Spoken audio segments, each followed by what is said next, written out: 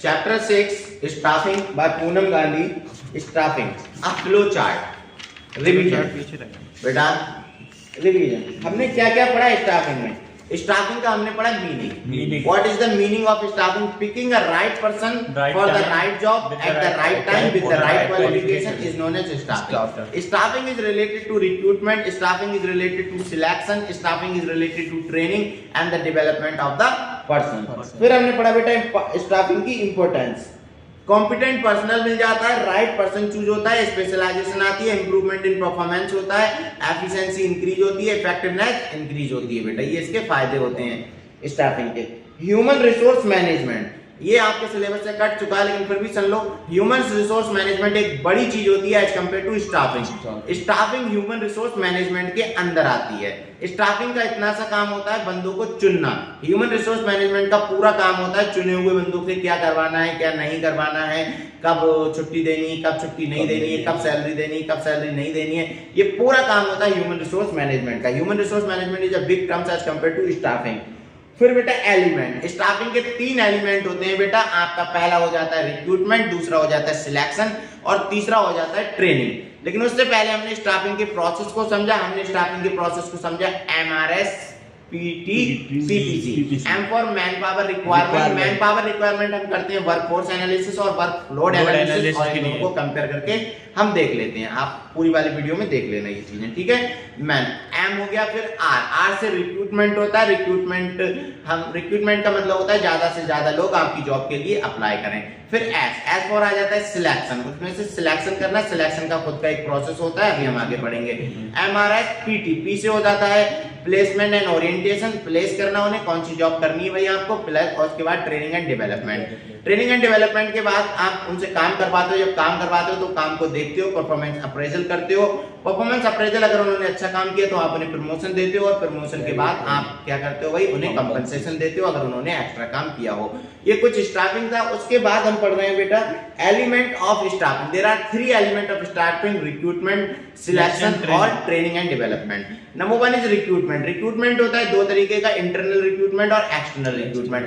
Business के अंदर से किसी को रिक्रूट कर रहे हो तो उसे बोलते हैं इंटरनल रिक्रूटमेंट, और बिजनेस के बाहर से लोगों को लेके आ रहे हो तो उसे बोलते हैं एक्सटर्नल रिक्रूटमेंट. इंटरनल रिक्रूटमेंट में पैसे कम खर्च होते हैं, टाइम कम खर्च होता है, और जो एम्प्लॉय होते हैं वो बूस्टअप रहते हैं, वो मोटिवेट रहते हैं. एक्सटर्नल में यही डिमेरिट बन जाते हैं जो इंटरनल के फायदे होते हैं. एक्सटर्नल रिक्रूटमेंट में जो फायदे होते हैं वो अलग से फायदे ये होते हैं, नई टेक्नोलॉजी वाले लोग आ जाते हैं, आपको कॉम्पिटेंट लोग मिल जाते हैं, आपकी एफिशिएंसी इंप्रूव होती है, आपकी रेंज थोड़ी सी बढ़ जाती है. इंटरनल रिक्रूटमेंट 2 तरीके का होता है, एक होता है ट्रांसफर और एक होता है प्रमोशन. सेम जॉब वाले बंदे को सेम जैसी पावर के साथ दूसरी जगह ट्रांसफर कर रहे हो, जैसे कि परचेज डिपार्टमेंट को सेल्स डिपार्टमेंट में ट्रांसफर कर रहे हो, ये होता है ट्रांसफर. और प्रमोशन होता है परचेज वाले को फाइनेंस में भेज रहे हो, उसकी सैलरी पहले 15,000 थी, अब उसकी सैलरी 20,000 कर रहे हो, या जॉब हाई जॉब प्रोफाइल जिसमें पावर ज्यादा हो वो आप उसे दे रहे हो, तो इसे बोलते हैं प्रमोशन. ये कुल मिला के इंटरनल रिक्रूटमेंट हो गया. फिर एक्सटर्नल रिक्रूटमेंट में बहुत सारे टाइप होते हैं जो बाहर से, जैसे कि कैंपस रिक्रूटमेंट हो गया. आप कैंपस समझते हो, डायरेक्ट कंपनियां जाती हैं कैंपस में और लोगों को चुनती हैं. कैंपस रिक्रूटमेंट हो गया, आपने फैक्ट्री के आगे एक बैनर लगा दिया और फैक्ट्री के आगे लिख दिया 4 लड़कों की 3 लड़कियों की सेल्समैन की जरूरत है, ये डायरेक्ट एम्प्लॉयमेंट हो गया. एम्प्लॉयमेंट एक्सचेंज होता है. इसी तरीके से बहुत तरीके के डायरेक्ट होते हैं. किसी ने रेफरेंस कर दिया आपको, किसी ने रेफरेंस कर दिया, वो भी एक तरीके का. कैजुअल कॉलर हो गए, पुराने वाले जो कॉलर्स होते हैं उन्हें इस तरीके से आप पढ़ लेना. ये होता है एक्सटर्नल रिक्रूटमेंट. उसके बाद हमने पढ़ा बेटा सिलेक्शन. सिलेक्शन क्या होता है भाई? सिलेक्शन होता है पिकिंग द राइट वन, सबसे अच्छा बंदा चुनना, वो होता है सिलेक्शन. सिलेक्शन को हमने पढ़ा बेटा, एक हमने सिलेक्शन का पूरा एक प्रोसेस बनाया. PSIRD MJC. P से प्रीलिमिनरी स्क्रीनिंग. आप सीवी देखोगे, सबकी छांटोगे और जो बंदे अच्छे होंगे उन्हें रखोगे. उसके बाद सिलेक्शन टेस्ट. सिलेक्शन टेस्ट में 5 तरीके के टेस्ट आते हैं: intelligent test, aptitude test. Intelligent test ये होता है आपका आईक्यू लेवल क्या है. एप्टीट्यूड टेस्ट ये होता है आप नई चीजों को कितनी जल्दी सीख रहे हो. पर्सनालिटी टेस्ट आप समझते हो बेटा. उसके बाद ट्रेड टेस्ट कि आज की डेट में आप कितने लायक हो. उसके बाद इंटरेस्ट टेस्ट, आपका कहां पर इंटरेस्ट है.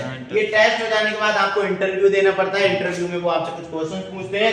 उसके बाद रेफरेंस देखते हैं आपको भेजा किसने, आपका बैकग्राउंड देखते हैं कि आप क्रिमिनल और क्रिमिनल तो नहीं हो. रेफरेंस देखने के बाद बेटा आपका डिसीजन लेते हैं वो कि आपको रखना है या नहीं रखना है। इस चैप्टर को हम पढ़ रहे हैं एज ए मैनेजर, तो ये सब कुछ आपको करना है। फिर हम देखते हैं कि बेटा आपको रखना है या नहीं रखना है। आपने रख लिया, जब रख लिया तो आप उसे मेडिकल के लिए भेजते हो, मेडिकल टेस्ट कराते हो, मेडिकल के बाद आप उसे जॉब ऑफर देते हो कि भैया सही है, तेरा मेडिकल वोडिकल सब सही है, तू जॉब ले ले, और जॉब के बाद आप उसे कॉन्ट्रैक्ट देते हो कि भैया आपका ये हमारा और आपके बीच में ये कॉन्ट्रैक्ट है, 2 साल आपको कंपलसरी काम करना है बेटा, और 50,000 रुपए महीना हम आपको देंगे। इस तरीके का एक कॉन्ट्रैक्ट बन जाता है। ये कुल मिला के सिलेक्शन था।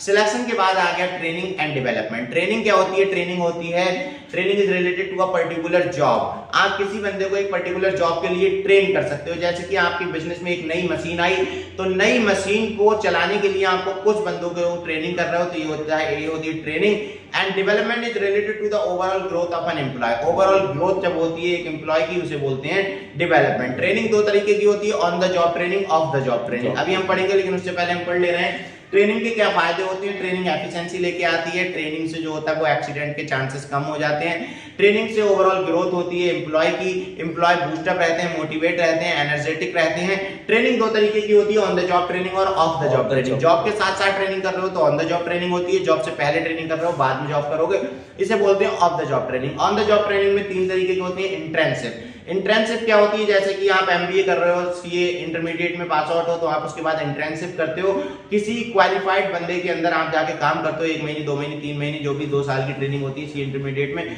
तो उसे बोलते हैं इंट्रेंसिव। इंट्रेंसिव के बाद एक दूसरा इसका टाइप होता है अप्रेंटिसशिप। अप्रेंटिसशिप क्या होता है? मालिक और गुरु। जैसे कि टाइल पत्थर का काम हो रहा है तो एक चेला है, या फिर किसी घर बन रहा है तो एक राज होता है और एक मजदूर होता है। जो मजदूर होता है उसके लिए वो क्या हो गई? एक तरीके की अप्रेंटिसशिप हो गई। उसके बाद एक और आ जाता है बेटा इंडक्शंस। इंडक्शंस क्या होते हैं? कुछ कंपनी ऐसी होती है जिनमें खुद के ट्रेनिंग डिपार्टमेंट होते हैं, तो वो पहले आपको जॉब तो मानते हैं कि आप जॉब में लग गए, लेकिन पहले आपको ट्रेनिंग डिपार्टमेंट में भेजते हैं, 1 महीने ट्रेनिंग कराते हैं, उसके बाद आपसे एक तरीके की जॉब कराते हैं, उसे बोलते हैं इंडक्शंस या फिर मॉडल एक तरीके का। फिर ऑफ द जॉब ट्रेनिंग में क्या होता है? जैसे आईटीआई होता है। आईटीआई क्या होता है बेटा? जैसे कुछ स्कूल्स होते हैं जो ऑर्गेनाइजेशन बिल्कुल डुप्लीकेट होती है ऑर्गेनाइजेशन के, वो पहले आपको ट्रेनिंग देते हैं, उसके बाद आप एग्जाम दे के क्या करते हो भैया, उसमें जाते हो। This is all about your chapter number 6 staffing. कितनी देर की हो गई?